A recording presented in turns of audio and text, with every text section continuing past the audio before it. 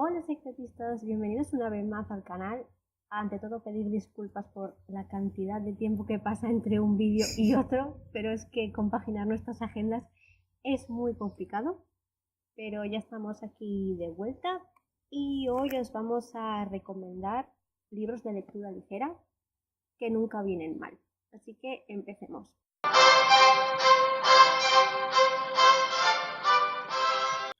El primer libro que voy a recomendar es El Código Da Vinci, escrito por el más que conocido Dan Brown, y que de hecho es el segundo libro dentro de la serie de Robert Langdon, que cuenta con 5 novelas hasta la fecha, de las cuales yo solo me he leído 2, El Código Da Vinci y El símbolo perdido. En todas estas novelas, Robert Langdon es el protagonista, que es un profesor de iconología y simbología religiosa en la Universidad de Harvard, además de ser autor de diversas obras sobre esa rama en concreto. Y es justo por ese gran conocimiento que posee que se ve envuelto en los casos que se van desarrollando en los diferentes libros.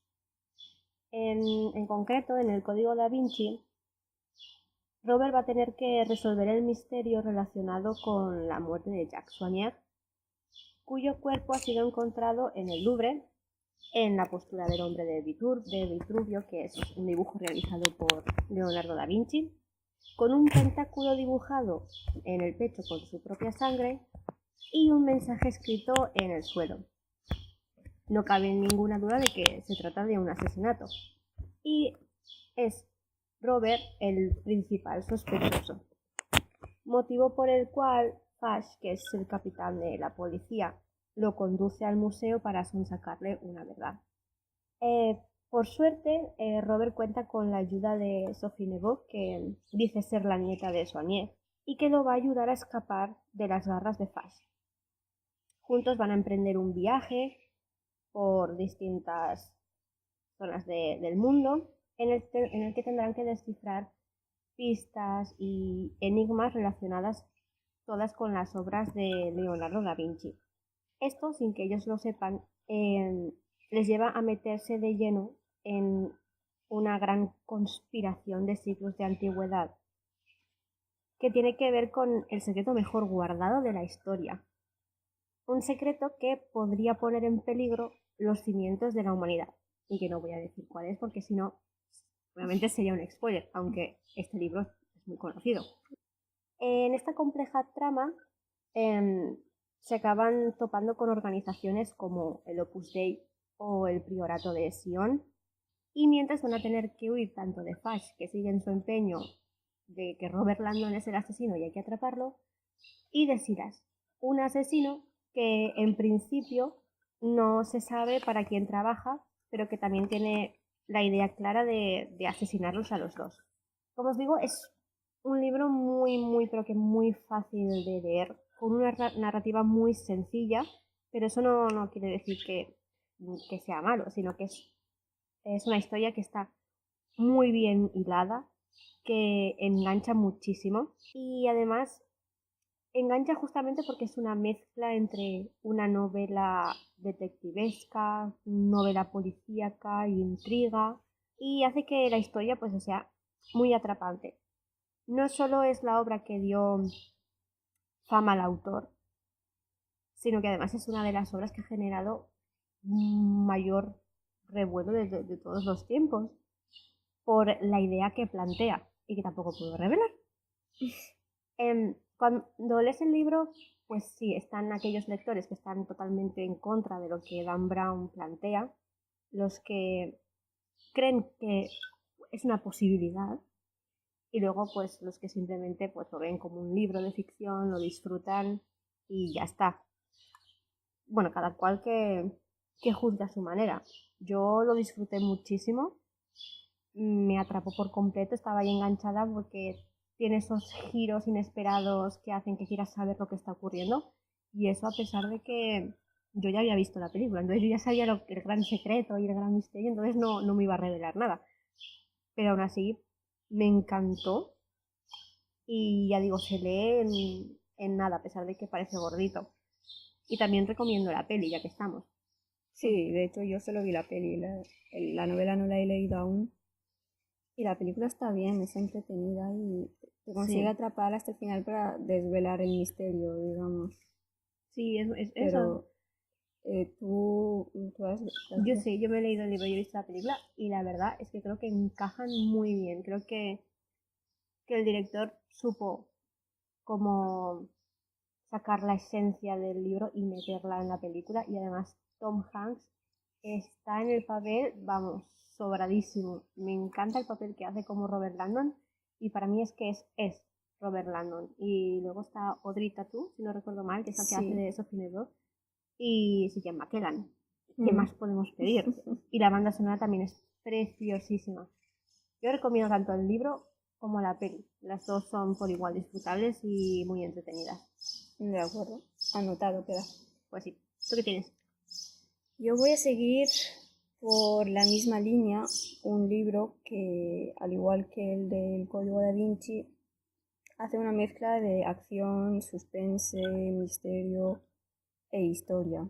Voy a ser más breve porque voy a hablar de la serie Cotton Malone del autor Steve Berry, que de momento está compuesta por 13 libros y yo me he leído el cuarto. Me leí el cuarto sin saber que era una saga, pero no os asustéis porque se pueden leer de forma independiente.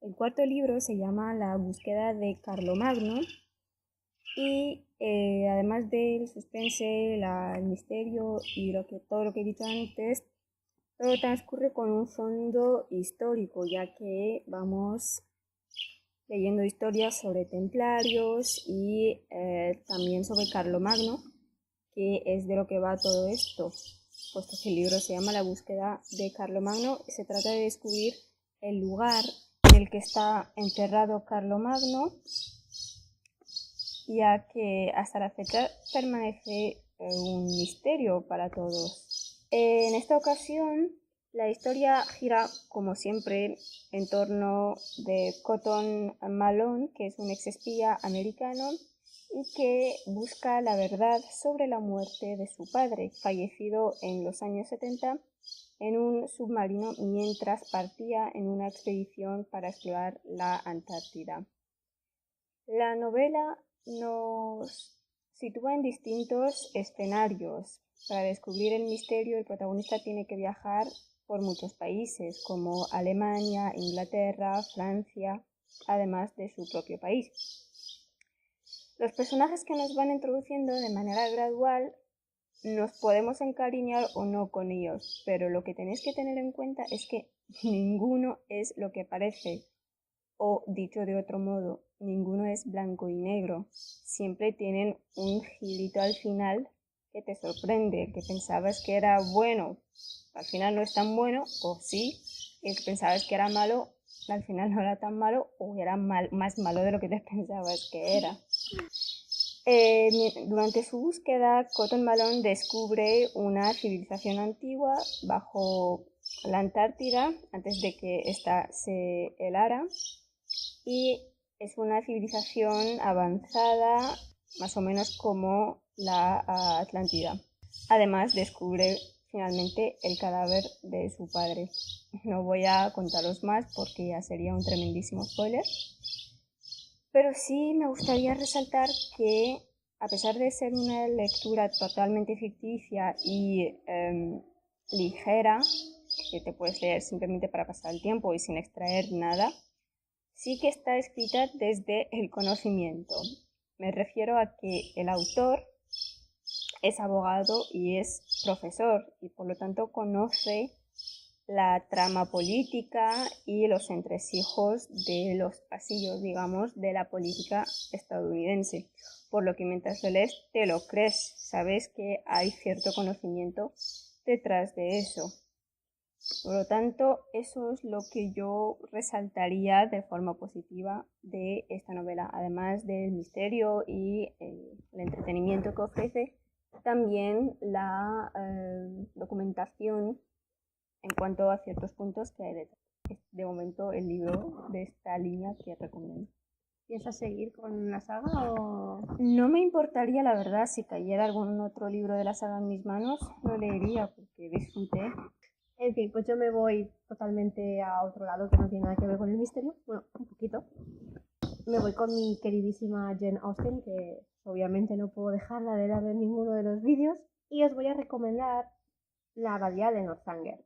La Abadía de Northanger nos cuenta la historia de Catherine Morland, que es una adolescente de 16 años, a la que los amigos de la familia invitan para irse a Bath, que es un lugar muy recurrente en las novelas de Jane Austen.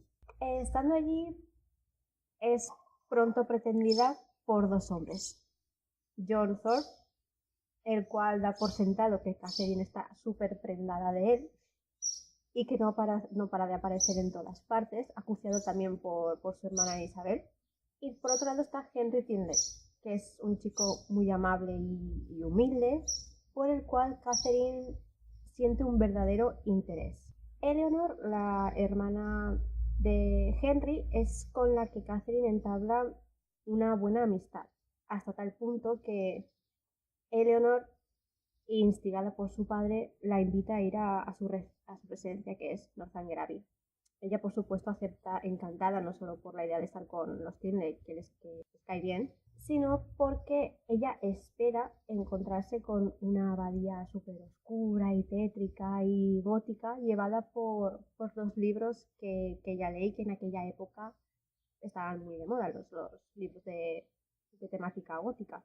En este caso ella está leyendo los misterios de Udolfo y bueno, con esta idea en la cabeza, ella una vez instalada en la abadía, pues empieza a ver fantasía por todas partes y acaba creando una historia de lo más truculenta relacionada con la difunta madre de la familia, lo cual acaba acarreándole más de un problema.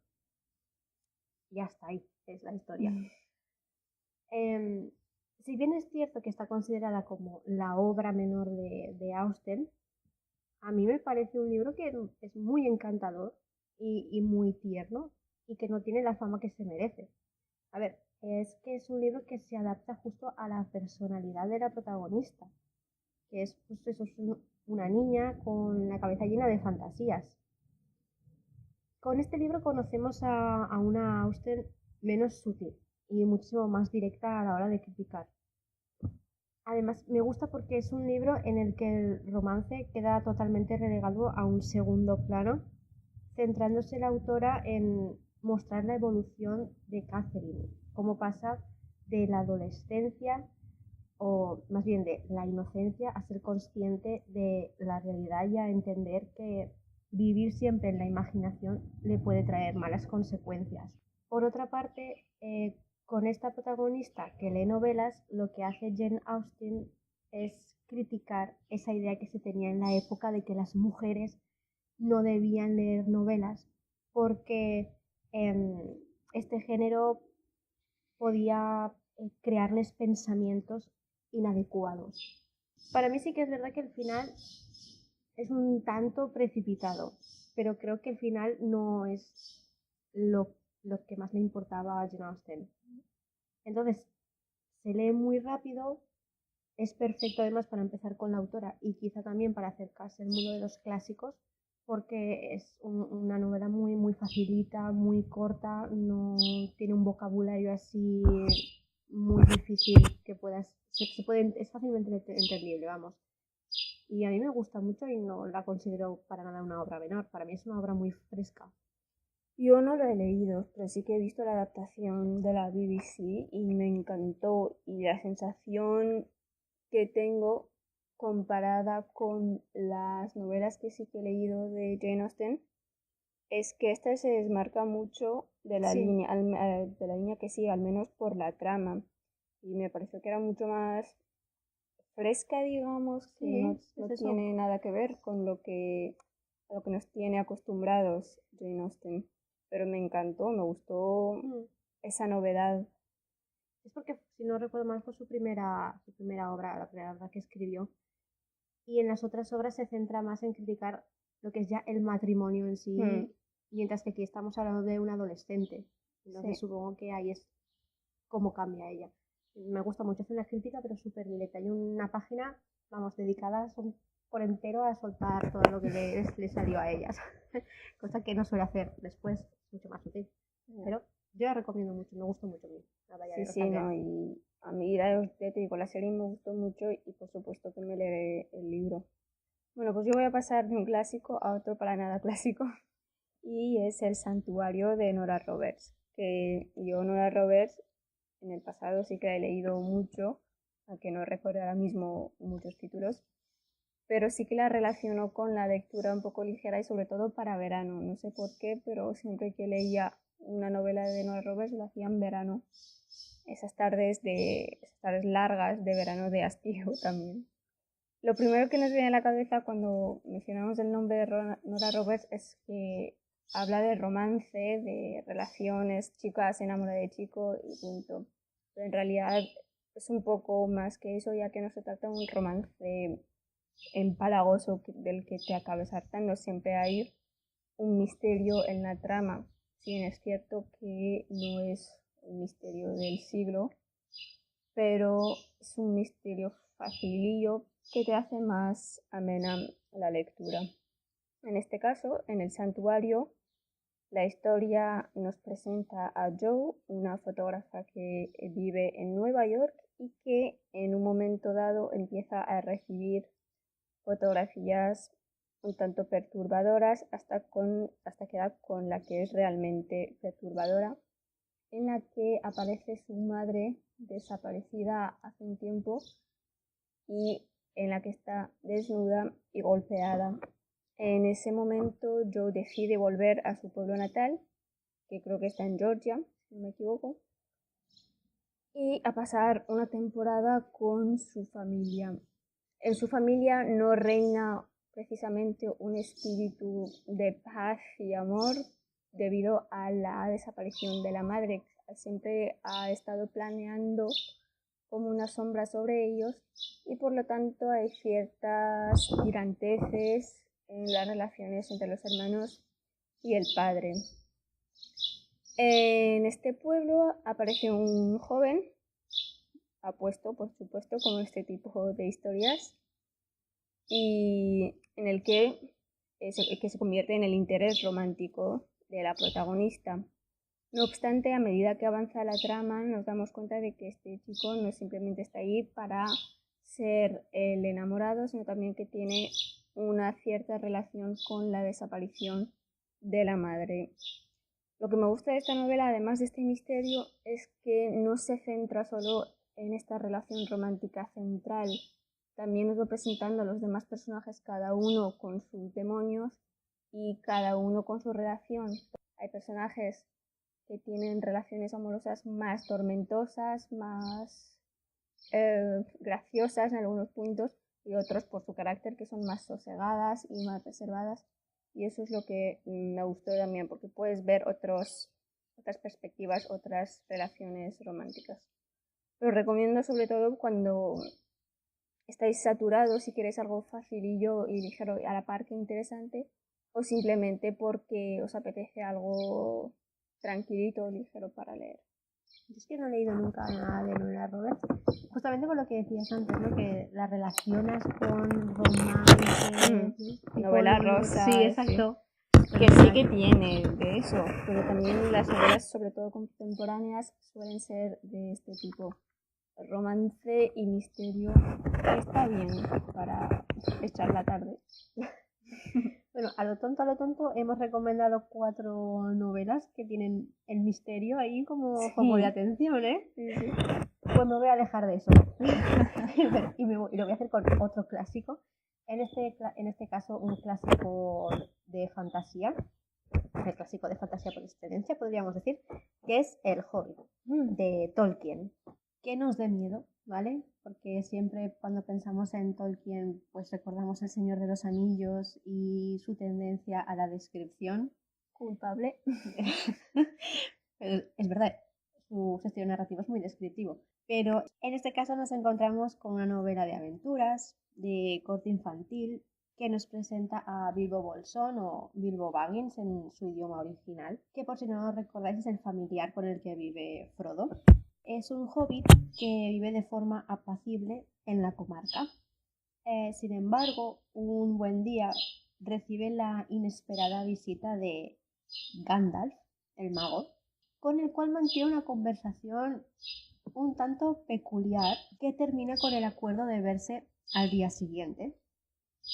Lo que no sabe el pobre Bilbo, que está muy tranquilo en su casa, es que el mago gris ha hecho una marca en su puerta que va a cambiar por completo su vida. Y es que al día siguiente, cuando él está esperando supuestamente a Gandalf y tocan a la puerta, no se encuentra con el mago gris, sino que en el umbral hay un enano que entra en su casa sin más.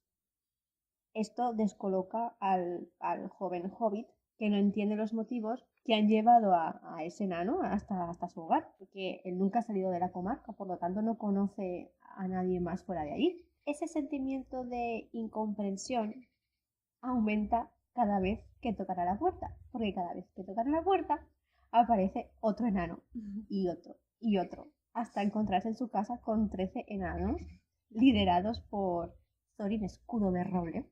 Y es justo ahí en el momento en el que también aparece Gandalf y están todos en la mesa, en el que Bilbo por fin se entera del propósito de aquella visita. Los enanos pretenden derrotar al dragón Smaug y recuperar su reino y su tesoro perdido. Una misión de por sí peligrosa, para la cual Bilbo ha sido escogido como un compañero más. Dado el carácter apacible de los hobbits y que no les gusta la aventura, Bilbo rechaza totalmente la propuesta al principio. Pero cuando ya se queda solo y está en su casa, empieza a pensar en la idea y decide al final aceptar y va en busca de la partida. Y junto a él vamos a ir descubriendo la Tierra Media y los habitantes que viven en ella, algunos amigos, otros enemigos que van a intentar matarlos. Y como ya he dicho, que siendo una obra de Tolkien, podéis pensar que no es una lectura ligera, pero la verdad es que sí, porque El Hobbit fue ideado como un cuento para sus hijos. Cuando Tolkien escribió esta novela, para nada tenía en mente El Señor de los Anillos. Y es un libro que además de ser corto, porque es realmente cortito, que la edición que me leí yo no tenía ni 300 páginas, es un libro pues eso, lleno de aventuras, que pasas de un peligro a otro, por lo que es eso, es muy sencillo de leer, muy rápido, engancha en definitivas cuentas. Y si habéis visto la película o la tenéis en mente, olvidadla. Por favor, olvidadla por completo, porque es que se parecen lo que un huevo a una castaña. Bueno, películas. Películas, eso. Una trilogía de un libro de 300 páginas, ¿vale? Cada 100 páginas una peli. Así que de verdad no la tengáis en mente porque es que no tienen absolutamente nada que ver. Este libro es muy bueno para empezar con Tolkien, además. Y os da miedo empezar con El Señor de los Anillos, que lo comprendo. A ver, siento discrepar un poquito. ¿Por qué? Yo El Hobbit sí que lo leí y sí me pareció, la verdad es que esperaba encontrarme con un mastodonte y me sorprendió mucho el tono infantil Sí. de toda la novela, pero luego me enteré de que había sido ideado como un cuento, por lo tanto lo entiendo. Me gustó, me entretuvo y me animó a seguir con El Señor de los Anillos. ¿Qué pasó con El Señor de los Anillos? Que bien empecé animada, leí el primer capítulo, el segundo, y ya no sé dónde me detuve, por culpa de una descripción que no es descripción, es la madre de todas las descripciones, porque Tolkien se puso a hablar de un bosque o un prado y yo ya no me acuerdo lo que era, que duraba y duraba y duraba y hablaba, y por este motivo acabé dejando la lectura. Que conste que me sé la historia, sé de que va no por las películas, que tampoco las he visto, pero sí por analogías, por referencias en otras obras, series y demás. Tengo la esperanza de superar este trauma la próxima vez, porque sí que me quiero leer Dale la oportunidad. Los libros porque sé que es una obra tremenda y lo que significa para el género fantástico. Y quiero leerlo y lo tengo apuntado para leérmelo. Pero ya despacito y con tranquilidad. Y con tranquilidad y ya sabiendo a qué me enfrento. Sí, por eso digo que El Hobbit no lo puedes comparar con El Señor de los Anillos. No, para nada, para nada. Porque es que es eso, es que a la hora de escribir no tiene nada que ver. Yeah. Pero yo creo, a mí justamente me gustó mucho El Señor de los Anillos por ese corte tan descriptivo, porque me hacía meterme de lleno. Es que describe hasta las rocas y no es broma, es que literalmente. Las descripciones se agradecen para meterte, pero una vez que ya estás rodeada y puedes imaginarte el escenario, más para mí ya es excesivo y es para tener muchas páginas. Bueno, como siempre decimos, para gustos colores. Claro, cada uno tiene su opinión, sí. Dejamos el Hobbit, salimos de la Tierra Media y volvemos a la Barcelona gótica del siglo pasado, de la mano de la saga del Cementerio de los Libros Olvidados, mi queridísima saga, del autor Carlos Ruiz Zafón. Esta saga se compone de 4 libros, el cuarto salió hace poco más de un año. Yo de momento me he leído 3 libros. Es una saga rapidita de leer, con un misterio que se va complicando cada vez más y cada vez se hace más interesante y cada vez te atrapa más y te llegas a meter directamente en la trama y yo al menos lo disfruté como una enana. Sobre todo por la prosa que tiene Carlos Ruiz Zafón, que es muy bonita, muy rica, pero a la vez es ligera y fluida y te hace saltar las páginas en un santiamén. El primer libro se llama La sombra del viento y nos presenta la idea esta del cementerio de los libros olvidados. Empieza con el protagonista, es el protagonista de todos los libros de la saga, llamado Daniel Sampere, que un día es llevado a este lugar, llamado el cementerio de los libros olvidados, con su padre librero, que lo conoce y lo lleva ahí para que adopte un libro de este cementerio, en el que han acabado todos los libros olvidados o extraviados por algún motivo. Daniel Sampere elige su libro favorito, lo lee, le interesa mucho y decide empezar a investigar sobre su autor. Y es a partir de este punto en el que se desencadena toda la trama, toda la historia de este libro, que le lleva a ponerse en contacto con nuevas personas, se introducen nuevos personajes, algunos se quedan, otros no, pero todos tienen, a medida que avanzamos en la lectura, alguna relación con la propia vida de Daniel. Y hasta aquí puedo leer. Este libro ha sido traducido a muchos idiomas y ha vendido muchos ejemplares. De hecho, en Latinoamérica el autor es considerado como autor de culto. Ha llegado a vender unos 6 millones de ejemplares, si no me equivoco. Es mucho para nuestro panorama de literatura española, porque si lo comparamos con el mercado anglosajón, donde los autores de éxito venden 100 millones de ejemplares, es poco, realmente. Pero para nuestro caso, el que nos ocupa, es muchísimo, es que no os imagináis. Porque en el mercado editorial español, al menos, si un libro vende 100.000 copias, ya es considerado un superventas. Imagínate 6 millones, que es ya, te explota la cabeza. Lo que sí hay que señalar de esta saga es que no son libros independientes, ¿vale? No os podéis leer, no están cerradas las historias. En el primero sí, o esa es la sensación que tuve yo al terminarlo. Pensé que ya había quedado todo bien atado, hasta que descubrí que había un segundo y un tercer libro que continúan. Si decidís parar en el primer libro, no creo que pase nada, pero que sepáis que las siguientes novelas son una continuación de la historia de Daniel y los personajes que integran el libro. Y para mí, el segundo me encantó, incluso llegó a superar el primero, pero el tercero me supo a poco.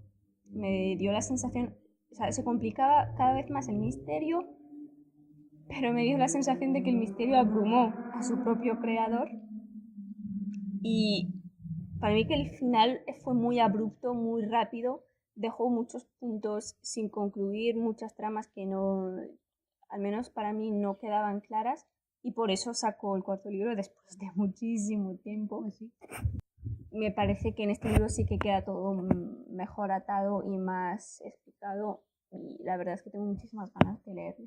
Yo todavía no me atrevo a meterme con con estos libros, no sé.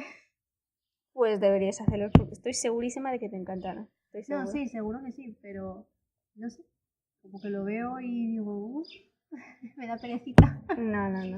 Es simplemente atravesar con el primero. O sea, no es para que quedas con ninguna moraleja como los clásicos, ni es una crítica a la sociedad, ni nada por el estilo. Es simplemente meterte en el misterio e intentar descifrar cada vez que te surge algo junto con el protagonista. Y está muy bien. Bueno, por lo que respecta a nosotras, aquí están los libros de lectura ligera que recomendamos. Esperamos que os hayan gustado, que os llame alguna atención. No olvidéis que tenéis la sección de comentarios para dejarnos si lo habéis leído, si los habéis leído, si ¿Qué os han parecido? claro que os han parecido, si los queréis leer, si os llaman la atención y por supuesto dejarnos sugerencias que a nosotras nos encantan. Por lo pronto nosotras nos despedimos hasta el siguiente podcast, así que hasta luego. Adiós.